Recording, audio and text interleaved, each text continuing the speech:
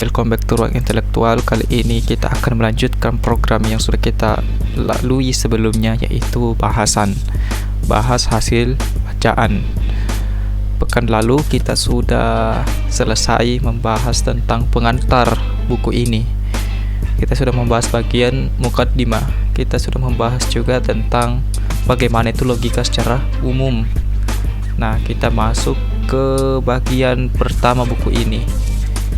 Bagian pertama dalam artian dalam pembahasan. Kemarin itu baru tentang pembahasan tentang pembahasan. Nah, beda itu antara pembahasan itu sendiri dengan pembicaraan tentang pembahasan itu sendiri. Nah, itu perlu kita bedakan. Jadi ini sudah masuk ke dalam bahasan yang telah diantar oleh pembahasan sebelumnya. Nah, di sini kita membahas tentang bias kognitif. Bias kognitif itu temannya logical fallacy. Kenapa bias kognitif ini menjadi satu bab tersendiri atau satu bagian tersendiri? Karena bias kognitif itu fokus kepada kecenderungan yang dimiliki seseorang. Sedangkan logical fallacy bukan hanya disebabkan oleh kecenderungan, tapi di luar dari kecenderungan itu sendiri. Nah, tapi ada juga yang menyamakan antara bias kognitif dan logical fallacy karena sama-sama bisa menghasilkan kesimpulan yang keliru. Nah, kita bahas dulu apa itu bias kognitif. Jadi di episode kedua ini kita membahas juga jenisnya. Paling tidak ada 3 yang saya akan singgung pada video kali ini, dan saya usahakan pembahasan ini lebih singkat daripada pembahasan sebelumnya dan tentunya padat. Soalnya kalau videonya terlalu panjang, bukan hanya kawan-kawan juga yang susah, tapi saya juga susah. Susahnya itu di editing dan uploadnya. Oke, jadi kita langsung mulai. Di sini saya mengutip 2 ucapan atau 2 bagian yang ada dalam buku tersebut. Pertama, membahas tentang bias kognitif itu sendiri. Nah, bias kognitif adalah kecenderungan seseorang dalam memberikan penyimpulan atau penilaian yang tidak sesuai dengan kaidah-kaidah rasionalitas atau sesat pikir. Nah, di sini kita bisa menggarisbawahi beberapa poin. Pertama, yaitu kecenderungan seseorang. Ini yang pertama, terus memberikan penyimpulan yang tidak sesuai dengan kaidah-kaidah rasionalitas. Nah, ini yang menjadi titik bias kognitifnya. Nah, ketika kita menyimpulkan dan penyimpulan kita itu didasari oleh kecenderungan kita, dan kecenderungan kita itu juga ditemani dengan ketidaksesuaian dengan kaidah-kaidah rasionalitas atau kaidah-kaidah logika, maka pada saat itu lahirlah kesimpulan yang sesat dan menyesatkan. Nah, itulah bias kognitif. Apa saja yang bisa terjadi ketika misalnya kita terkena bias kognitif ini? Jadi bias kognitif ini adalah penyakit yang ada pada nalar kita. Nah, di sini saya juga mengutip bagian apa saja dampak yang bisa diberikan oleh bias kognitif ini sendiri. Pertama, bias kognitif ini bisa menyebabkan distorsi persepsi. Itu garisnya bengkok. Penilaian yang tidak akurat dan interpretasi yang tidak logis atau irasionalitas atau irasional lah. Apa itu distorsi persepsi? Distorsi itu bisa dikatakan begini dengan bahasa simpel, sesuatu yang tidak sesuai dengan fakta atau ya tidak faktual. Nah, itu distorsi. Tidak realistis, tidak nyata. Nah, sedangkan persepsi itu adalah tanggapan kita secara cepat. Nah, jadi kita sudah menduga sesuatu dengan cepat, terus dugaan kita itu tidak sesuai dengan fakta. Juga persepsi itu bisa dikatakan sebagai dugaan, hanya dugaan semata dugaan yang berdasar dengan hal-hal yang sesuai dengan pengalaman kita. Misalnya, saya sering melihat orang naik motor, kemudian dia jatuh. Lalu setelah itu saya menyimpulkan bahwa naik motor itu bisa menyebabkan orang jatuh. Kalau orang naik motor pasti jatuh. Itu persepsi. Tapi persepsinya itu distorsif, tidak sesuai dengan kenyataan. Karena faktanya ada juga orang naik motor tapi dia selamat. Nah, kemudian penilaian yang tidak akurat. Penilaian yang tidak akurat ini macam-macam. Misalnya saya menilai orang melalui satu kemampuan saja. Artinya kan manusia itu unik. Manusia itu bisa misalnya cerdas dalam hal akrobatik, bisa cerdas dalam hal rasional, dan macam-macam. Ada tuh ilmuwan yang mengelompokkan kecerdasan manusia itu ada 9. Tapi misalnya saya menilai orang ini melalui satu jenis kecerdasan saja dari beberapa kecerdasan ini. Artinya misalnya orang ini cerdas dalam hal akrobatik, terus saya nilai dia dari segi rasionalitas misalnya. Tentu penilaiannya saya yang seperti itu tidak akurat. Artinya saya menilai orang ini jelek berdasarkan satu sudut pandang saya, padahal sudut pandang itu ada banyak. Nah, itu penilaian yang tidak akurat. Atau misalnya kalau ada orang pakai baju muslim, terus pakai sorban dan ada janggutnya. Nah, kalau misalnya sudah terpenuhi hal-hal yang seperti itu, maka otomatis dia itu adalah orang alim. Dia itu ustadz gitu.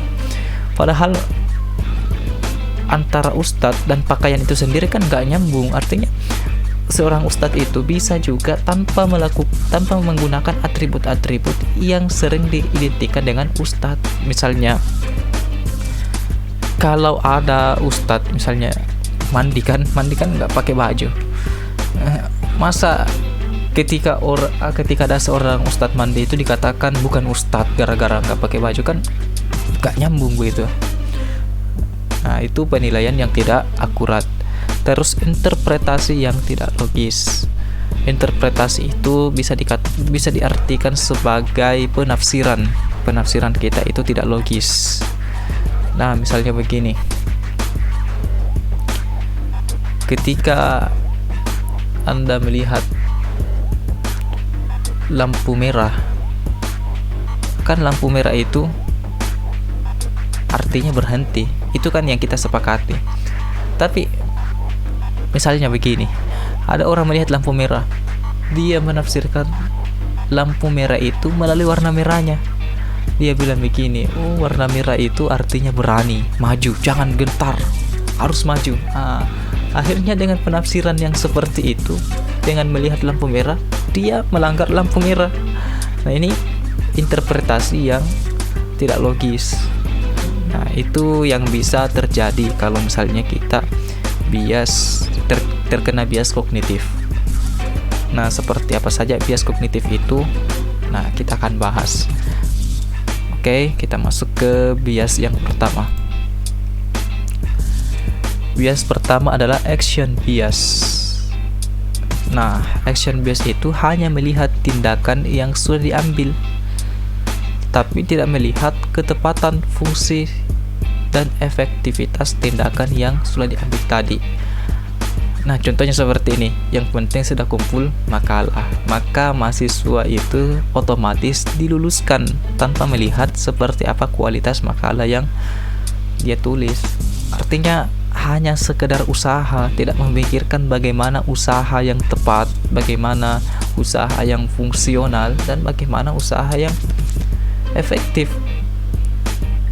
Contohnya, kalau di Pulau Sulawesi itu kan ada 2 daerah yang sangat jauh, bisa sampai lintas provinsi. Misalnya Kota Makassar dan Gorontalo. Kota Makassar dan Gorontalo itu butuh waktu berhari-hari kalau mau jalan kaki.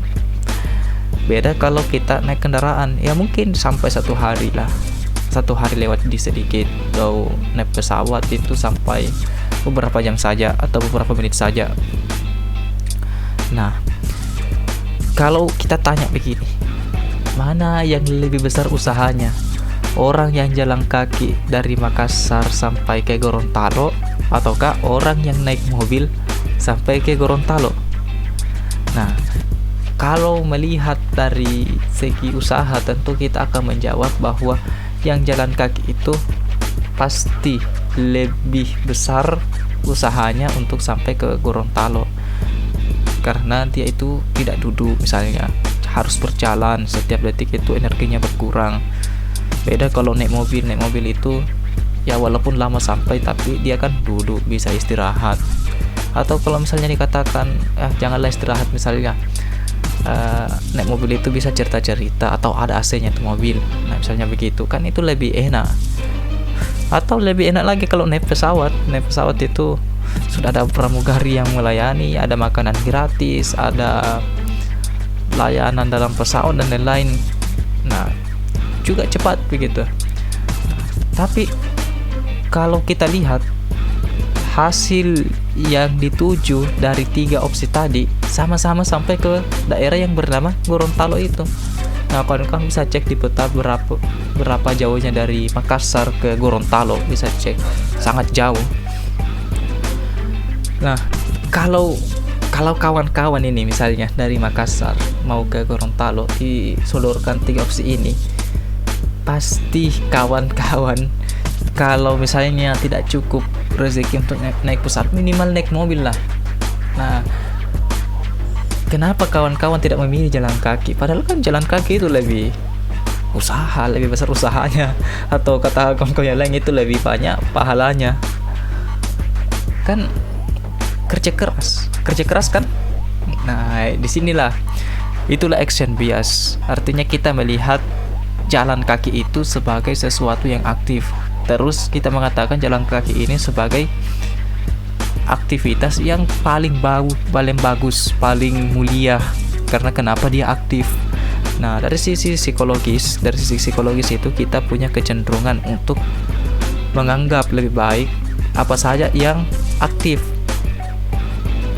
Nah, kalau misalnya pasif atau tidak aktif, itu jelek di pikiran kita. Padahal itu kan hanya kecenderungan kita, hanya pikiran kita saja, karena kita selalu melihat orang-orang aktif itu diberikan misalnya penghargaan, misalnya seperti itu kan bias-bias yang terjadi pada akal. Padahal belum tentu orang yang diam, orang yang kelihatannya pasif itu tidak melakukan apapun, artinya tidak melakukan hal yang tepat.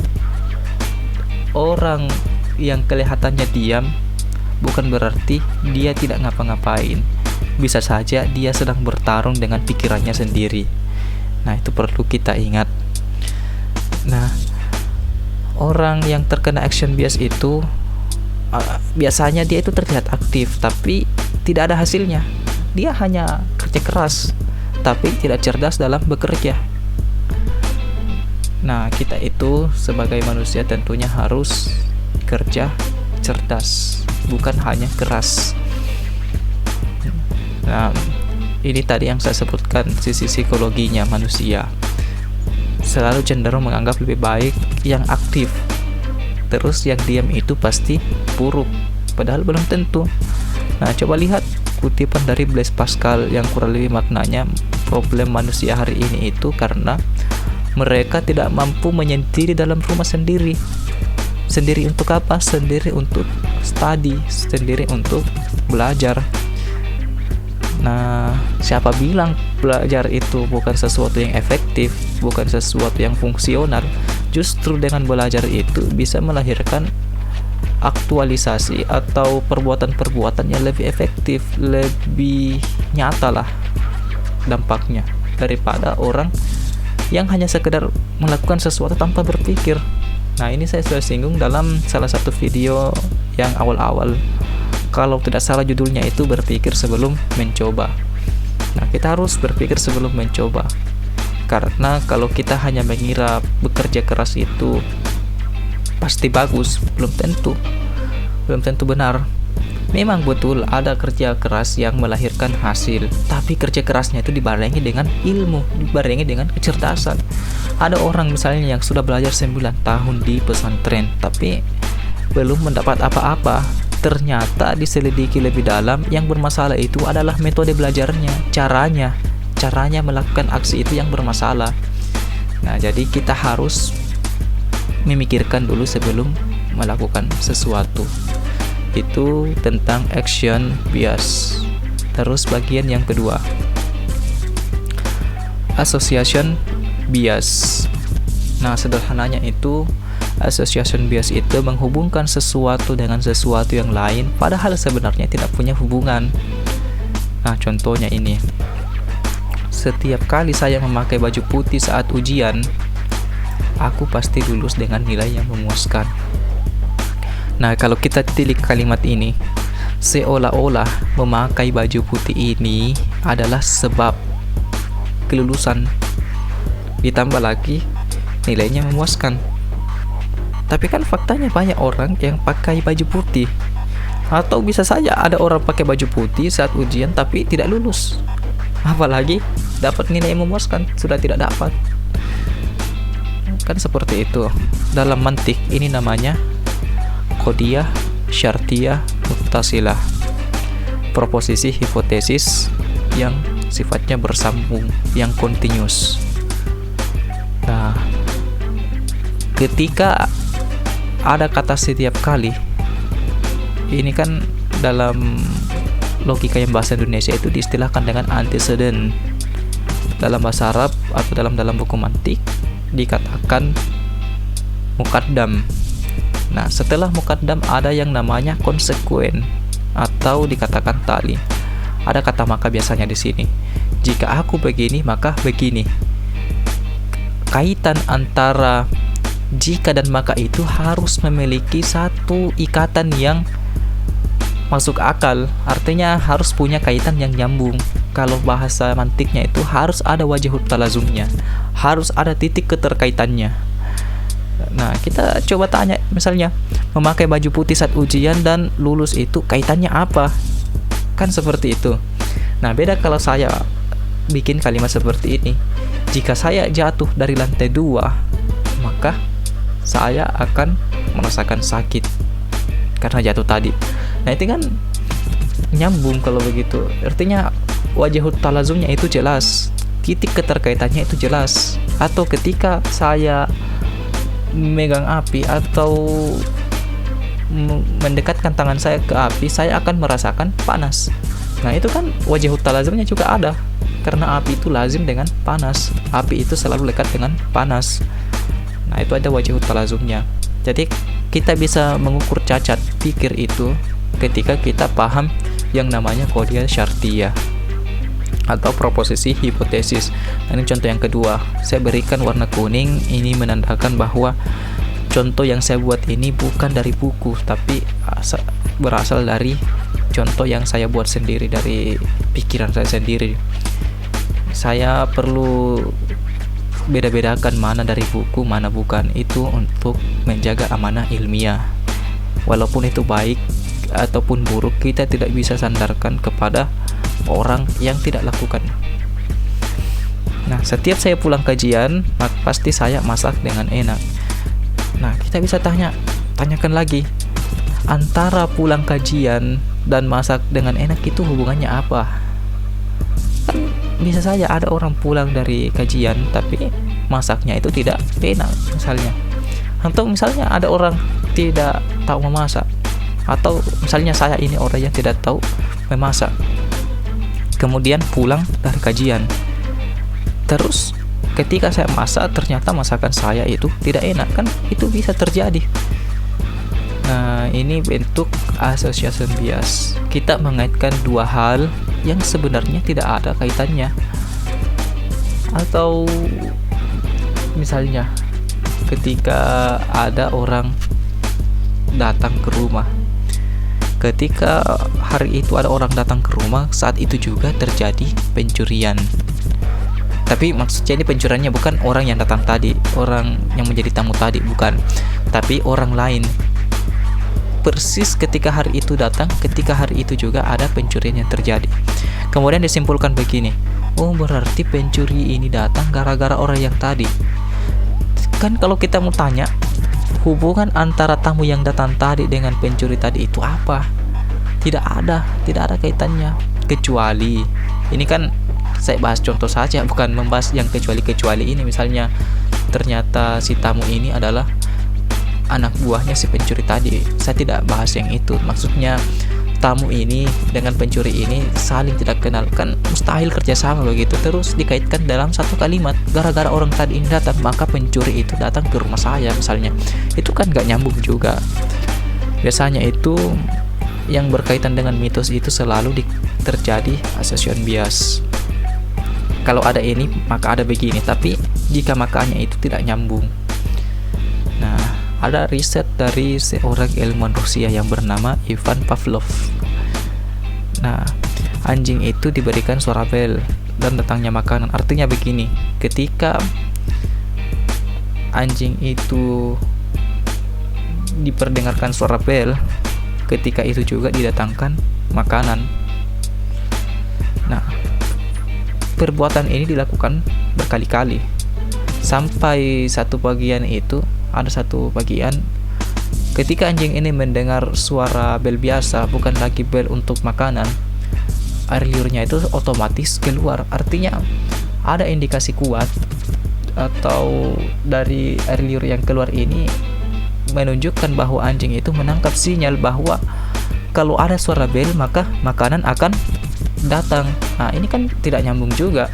Artinya suara bel itu tidak selalu menunjukkan adanya makanan. Ini berkaitan juga dengan teori lazim wa malzum dalam ilmu mantik. Apa keterkaitan atau apa talazum antara suara bel dan makanan? Kan tidak ada. Memang mungkin pada saat itu makanan ada, tapi mungkin itu hanya kebetulan. Yang kebetulan itu bukan berarti lazim wa malzum, bukan berarti satu hal yang saling meniscayakan. Nah, ketika si Ivan Pavlov ini melihat anjing itu keluar air liurnya, dia bisa menyimpulkan bahwa jangankan manusia, otak anjing juga bisa menghubungkan dua hal yang tidak nyambung. Artinya cara berpikir cara menangkap yang seperti ini itu bukan hanya ada pada manusia, tapi ada juga pada insting hewan, yaitu anjing. Nah, hal ini memang alami. Biasanya association bias itu dipakai dalam dunia periklanan, selalu dikait-kaitkan hal yang tidak nyambung. Misalnya minum soda dengan rasa yang segar, kan itu tidak nyambung. Bisa saja ketika sudah minum soda gara-gara kepanasan malah kena penyakit, kan bisa saja begitu. Karena ketika orang minum soda dan perutnya kosong itu kan bahaya, bukan malah segar, alih-alih segar, tapi bisa saja sampai ke rumah sakit. Nah, itu yang dipakai dalam dunia periklanan, selalu mengaitkan juga dua hal yang sebenarnya tidak ada kaitannya. Itu association bias.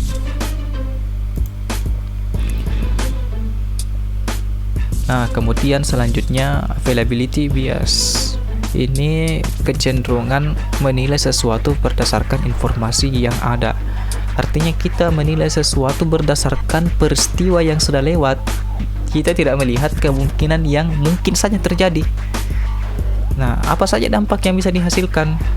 Misalnya menghambat aktivitas dan bisa membuat kita salah dalam perhitungan di hidup kita.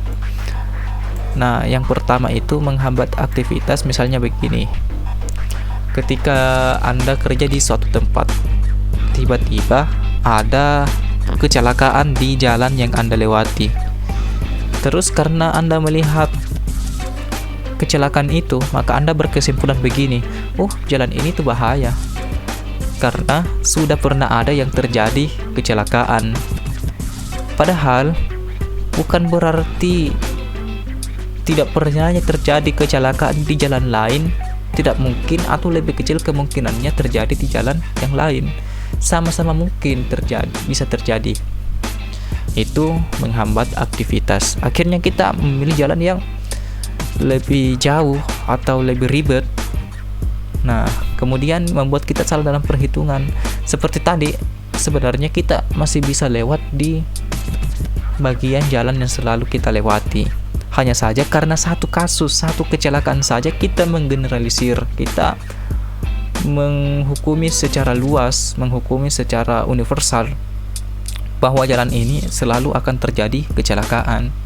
Memang ada satu riset yang mengatakan bahwa manusia itu punya satu sisi kecenderungan, yaitu oversimplifikasi atau oversimplification.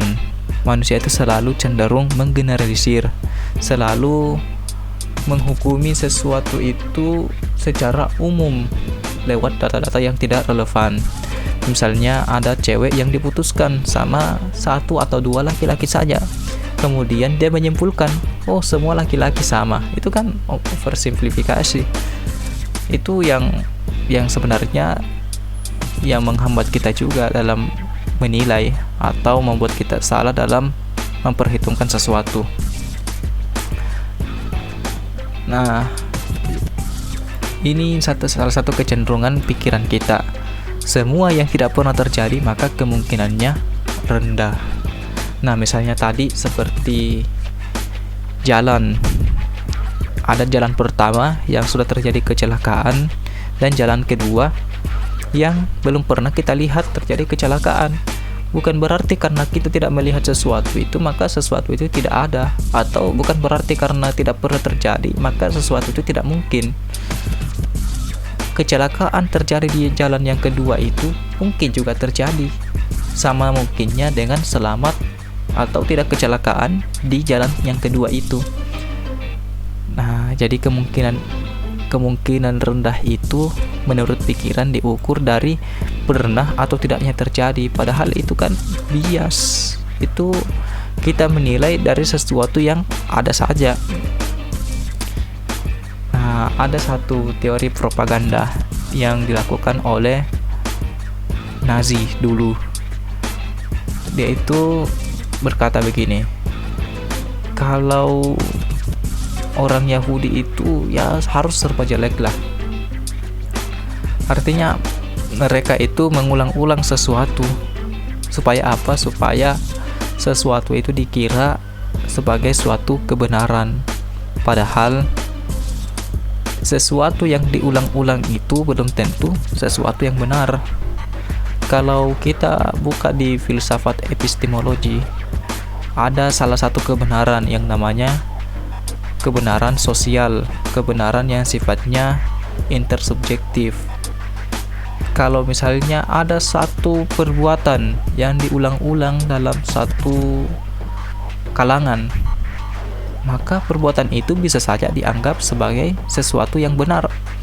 Misalnya begini, Anda pakai ganja di tengah-tengah orang yang menggunakan ganja juga. Nah, orang-orang yang ada di sekeliling Anda itu menganggap ganja sebagai sesuatu yang benar. Perbuatan itu diulang-ulang terus, menggunakan ganja. Akhirnya apa? Dianggaplah menggunakan ganja itu sebagai suatu perbuatan yang benar, padahal secara esensinya perbuatan itu adalah perbuatan yang keliru. Bukan berarti sesuatu yang terulang-ulang, sesuatu yang dianggap benar itu adalah sesuatu yang benar. Bisa saja kita menganggap sesuatu yang salah itu sebagai sesuatu yang benar.